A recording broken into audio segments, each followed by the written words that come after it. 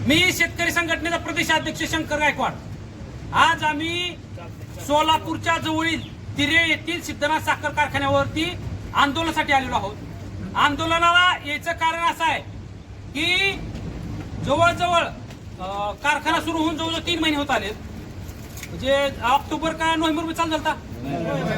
कारखाना सुरुवातीच्या काळामध्ये अनेक शेतकऱ्यांनी या कारखान्याला ऊस घातला होता, परंतु इतके दिवस होऊन सुद्धा कायद्याची पायमल्ली करून कायद्यामध्ये ऊसाचं बिल 15 दिवसात दिलेलं नाही।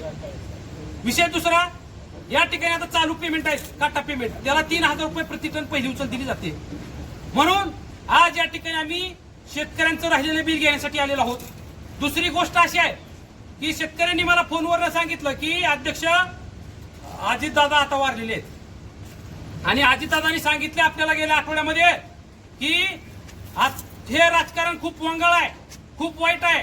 जाता जाता एक अजितदादांनी चांगला संदेश दिला आहे की तुम्ही तुमच्या प्रपंचासाठी तुम्ही शेतकरी म्हणून एक होऊन लढा, असा संदेश अजितदादा जाता जाता आपल्याला देऊन गेलेत।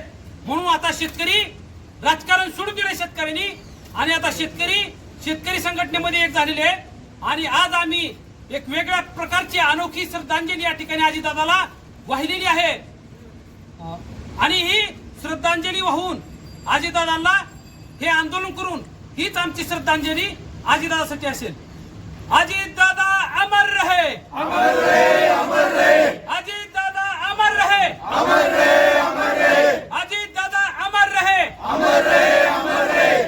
शेतकरी संघटनेचा विजय असो, शेतकरी युवा आघाडीचा विजय असो। कोण म्हणता येत नाही, घेतल्याशिवाय राहत नाही। उचला पहिली उचला आजच्या 3000 रुपये मिळालेच पाहिजे। कोणता म्हणतोय देत नाही, घेतल्याशिवाय राहत नाही।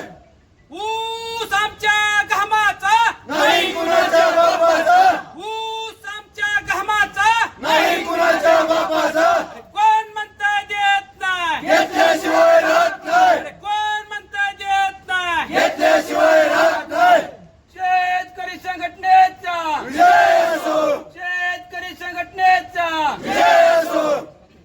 आज आम्ही हे आंदोलन करून अजितदादाला या ठिकाणी आम्ही श्रद्धांजली वाहिलेली आहे आणि शेतकऱ्यांनी सुद्धा आता राजकारण सोडून दिलेलं आहे आणि शेतकरी आता चळवळीमध्ये स्वतःच्या हक्कासाठी भांडण्यासाठी लढण्यासाठी तयार झालेला आहे, सज्ज झालेला आहे।